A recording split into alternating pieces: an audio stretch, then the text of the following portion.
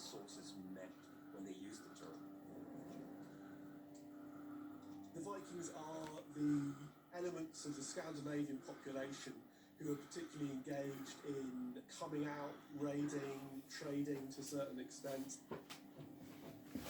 Vikings are really quite a diverse group of people. They first really come into historical records at the end of the 8th century. The real question is, why did so many of them come from Scandinavia? And that question is really where the history of the Viking Age starts. But to understand these unpredictable wild men, to truly probe their motives, we must first look at pre-Viking Age Scandinavia and the events leading up to the 8th century.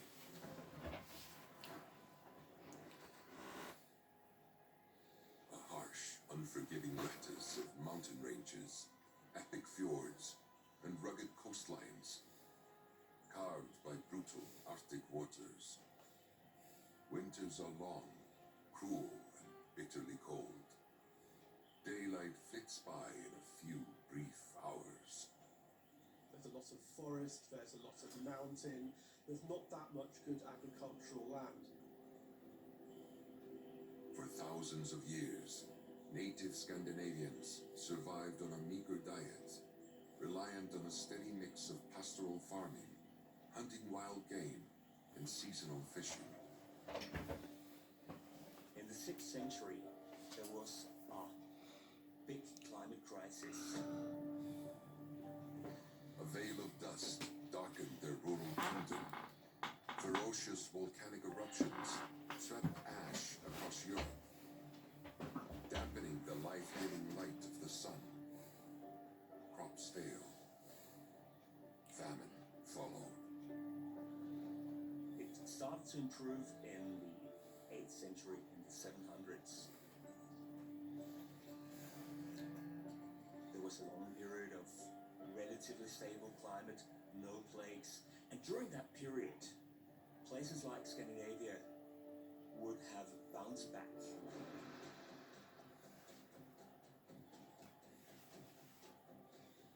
If you're a Viking leader and you want to build up a following, you need to find ways of encouraging people to follow you. You do that by building up agricultural resources and sharing food. In a landscape like Scandinavia, where you don't have so many resources, one of the options which is open to you, start to look beyond your own land.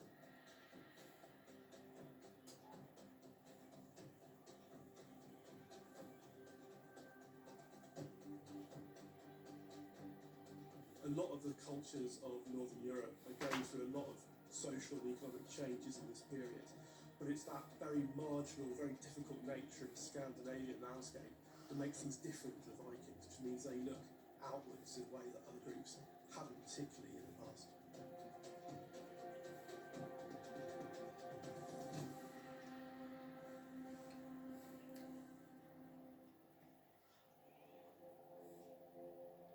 Superstition haunted the dreams of these early Scandinavians. Their world belonged to a pantheon of rugged gods and mythical beasts, led by Odin and Thor, fearsome warriors, inspiring their humble followers to die honorably in battle. This, most noble of deaths, was their gateway to a glorious afterlife. The promise of the gold-laden halls of Valhalla for eternity. Within the idea of Valhut or Valhalla, it seems to have been seen as being a reward for dying in battle. It's one good way to get people to be prepared to die for you in battle. To be rewarded for dying in battle, you go to a better place.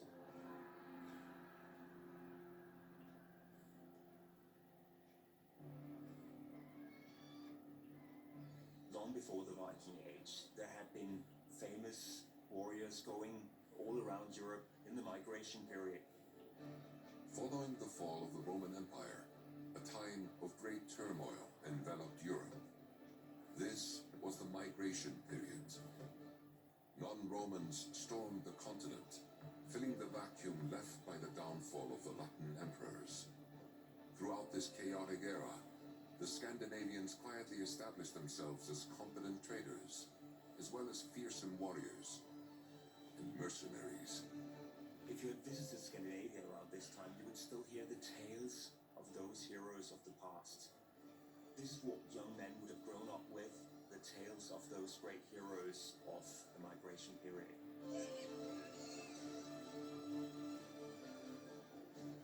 When things improved and it was not a constant struggle to keep up the farms, the villages, they wanted to go out and win glory for themselves.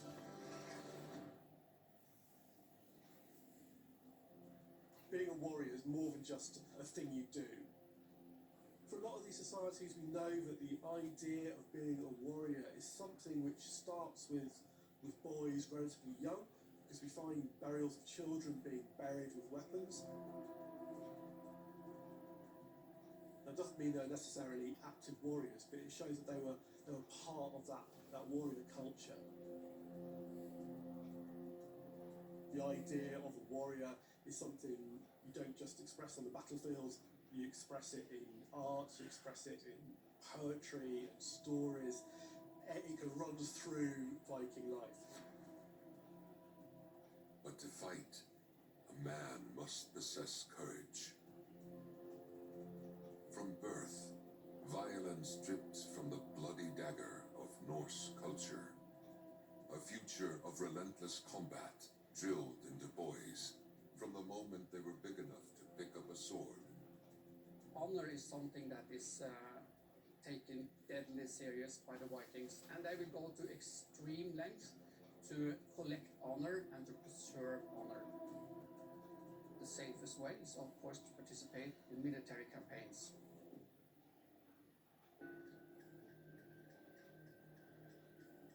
If you look at Viking society at the beginning of the Viking Age, you would expect that a society like this was pretty disorganized, and in the past that's what people believed, that was a society of local chieftains who did whatever they pleased.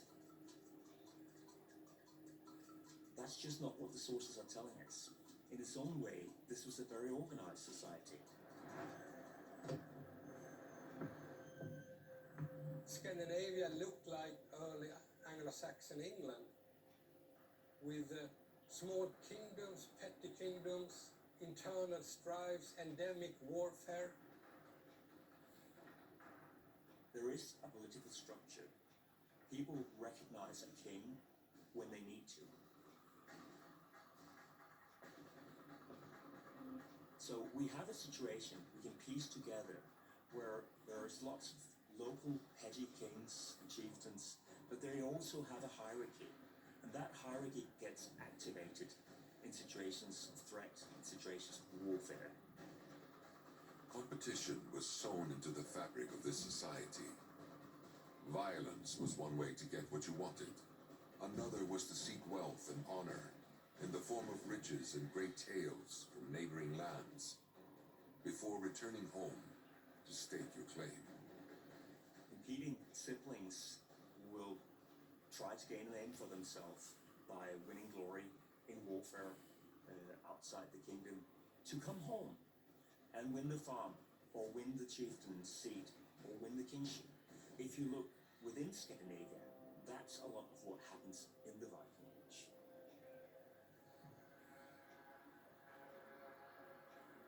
Resources were sparse. Power and honor measured not in land, but in wealth and glory.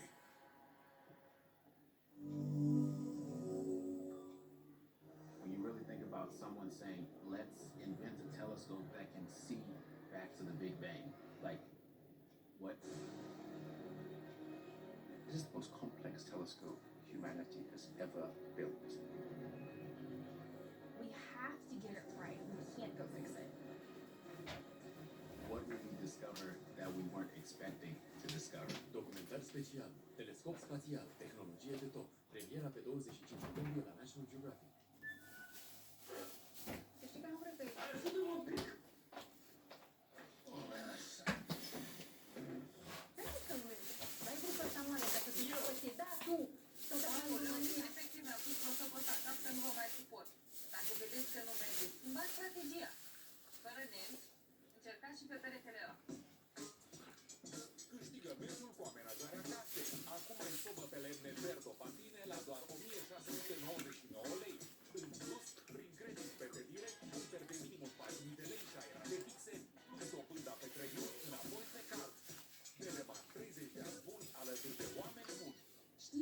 apreciezi picăturile de ochi Vizic? Datorită compoziției sale, Vizic nu conține conservanți și poate fi utilizat timp de 12 luni de la prima deschidere. Vizic hidratează și îngrijește în mod eficient ochii uscați și obosiți. Efectul de nisip în ochi nu mai e deranjant. Picăturile de ochi Vizic sunt cel mai frecvent alese în farmacii de către voi. Încearcă Vizic și vezi cu ochii tăi. Vizic, pentru ochi uscați și obosiți. Copiii tăi sunt fermecați de animale? Copila Surprise, explorați împreună lumea animalelor cu noua colecție Natur și puteți descoperi câte o jucărie de colecție în fiecare ou. Scanați jucăriile celor mici pentru a le aduce la viață la Play-Doh. Descărcați Play-Doh și descoperiți ce e nou. Poate fi chiar așa rău. Respirație urât-mirositoare. Din păcate, încă se simte. Din fericire, există la Calut Flora. La Calut Flora combate bacteriile ce cauzează respirația urât-mirositoare, având efect de lungă durată. Pentru o respirație proaspătă care inspiră. La Calut Flora. Când spui hai noroc, cinstești o întreagă localitate. Îl saluți și pe Naion din fabrică, uzi porcorile din dealul mare și umpli butoaiele cu voie bună. Și uite așa apare vinul ăla aromat sau berea răcoritoare, numai bune de asortat cu o porție caldă de mâncare românească. Alege vin selecție de la Cornac la 21,49 lei și filet de somon la 6,69 lei, scanând codul Act for Good din aplicație. Carrefour.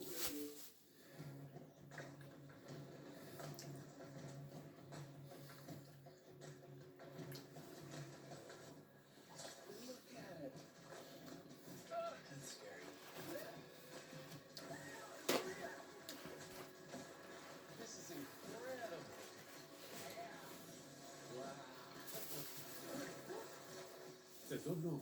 Supraviețuitorul, Mărețul Mekong. În fiecare miercuri la 23 la National Geographic.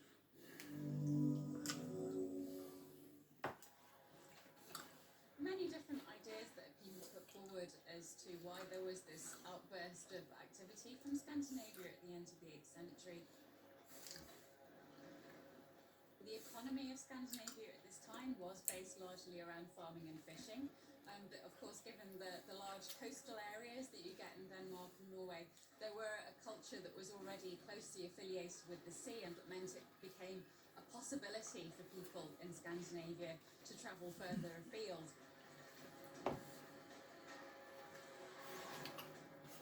People in Scandinavia have been sailing for millennia along the coasts.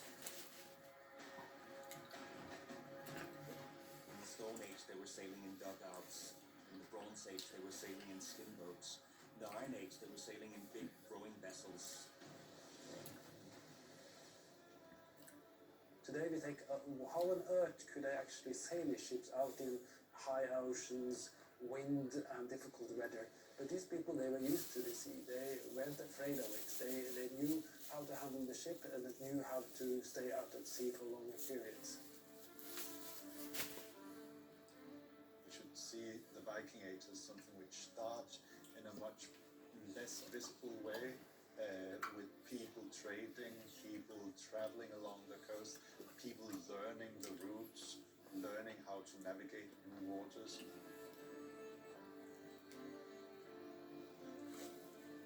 Scandinavians have been trading before the Viking Age with the continent and Anglo-Saxon England. We can see that, for example, where we find this famous burial at Sutton Hoo in East Anglia, which is very, very similar with burials, famous graves in central Sweden especially. So there must have been links, intermarriage probably, between these kings and the upper aristocracy. Discovered during the sweltering summer of 1939 in Sutton Hoo, England, this exceptional Anglo-Saxon longboat allows us an insight into the type of rowing vessels that battled the wild seas between Britain and Scandinavia in the pre-Viking Age. Both cultures displayed remarkable feats of early engineering in their shipbuilding. And what we see with this Sutton Hoo ship is that it's apparently not a sailing ship, it's a rowing ship. So what we are facing when we're looking at the Sutton Hoo ship is basically really a seagoing vessel, even though it's only a a rowing boat. The Sudden ship binds together the shipbuilding tradition from the Anglo-Saxon areas, which have been settled by Scandinavians and people from northern Germany just a few centuries earlier.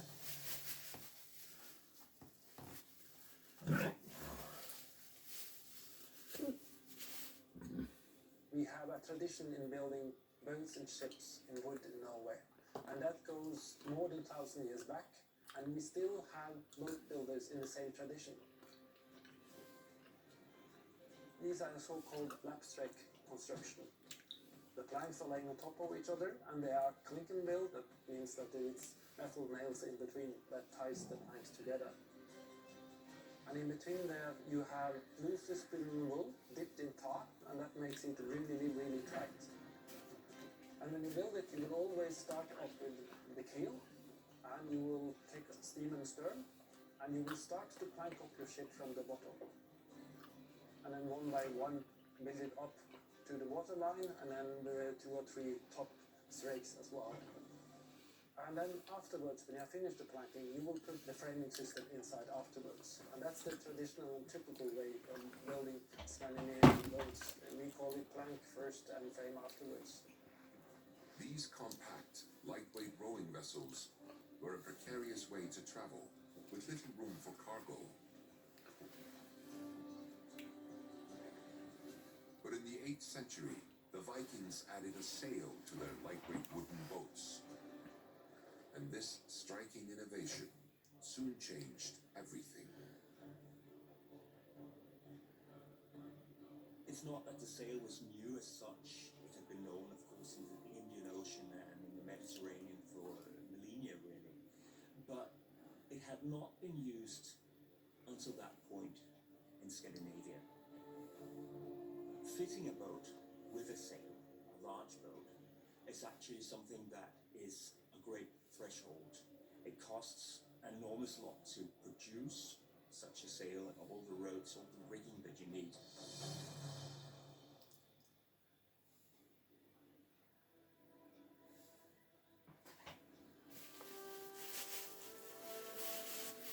Making sails was no easy task.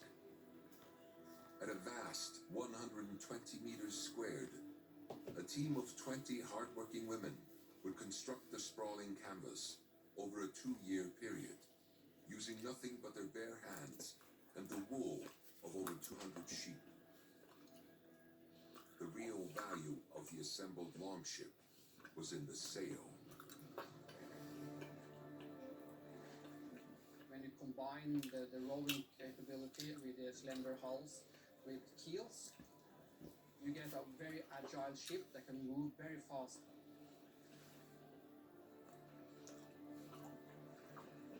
The ships were very good because you could row them in both directions. So you could row them up to the beach, run ashore, do what you wanted, and then quickly jump back into those ships and row them back out.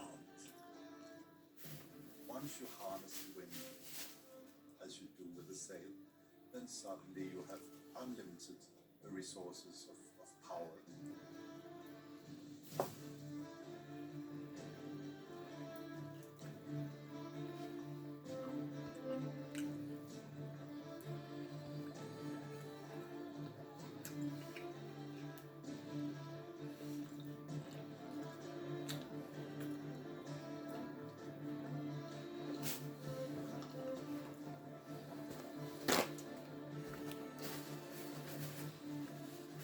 That's trigger, which turns this age-old warrior society tuned to heroic deeds and taking booty from your neighbors. That's what turns this into something new, which is the Viking society, the pirate society.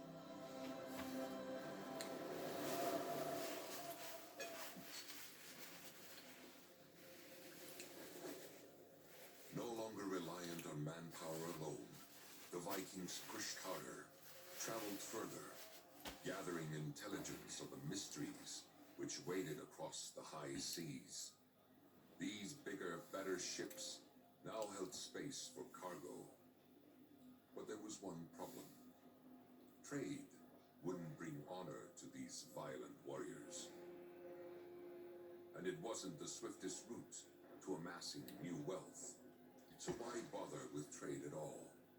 Especially when you can take. You can become rich in two ways. You can trade or you can raid. Along the coast in Anglo-Saxon England, for example, these monasteries and churches with richness, with precious things, silver, etc., in the churches, totally defenseless. It was an easy prey for the Scandinavians to go there, take the valuable, and leave. Initial raids targeted these remote coastal monasteries, and Britain was given a crushing introduction to what would become known as the Viking Age.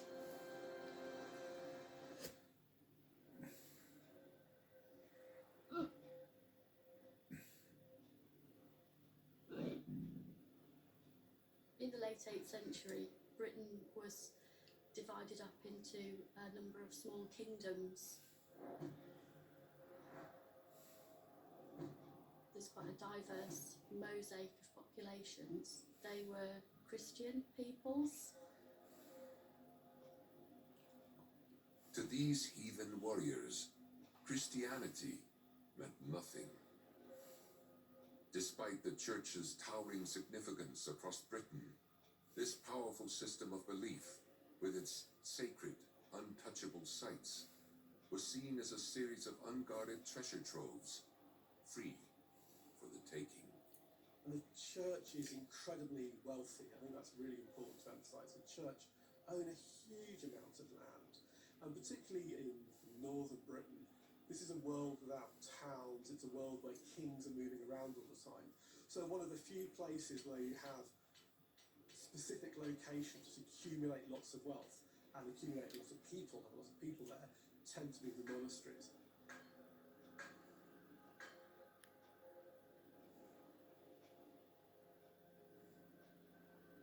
By their nature, they tended to be established in remote locations. Very often, coastal sites or small islands were selected so that they could undertake their devotion to God in out-of-the-way places. In the mid-8th century, the Anglo-Saxons were barely conscious of these savage Viking raiders. Their first attacks went almost undetected. When we look at the Anglo-Saxon Chronicle, it does actually mention an event at Portland in Dorset where 3 ships arrived and they killed the local King's Reeve.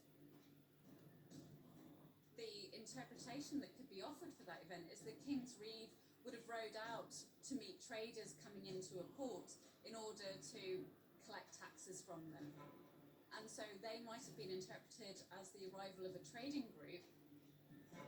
But obviously, whatever happened, things went wrong, the King's Reeve was murdered, and that was an activity that was then seen as a Viking raid. Contemporary accounts signal that people were starting to become aware of the danger of these attacks. These small-scale sporadic raids grew frequent. With wealth and honor for the taking, the daring fighters wreaked untold havoc on their peace-loving targets before calmly disappearing over the horizon. The Vikings were slowly building a fearsome reputation.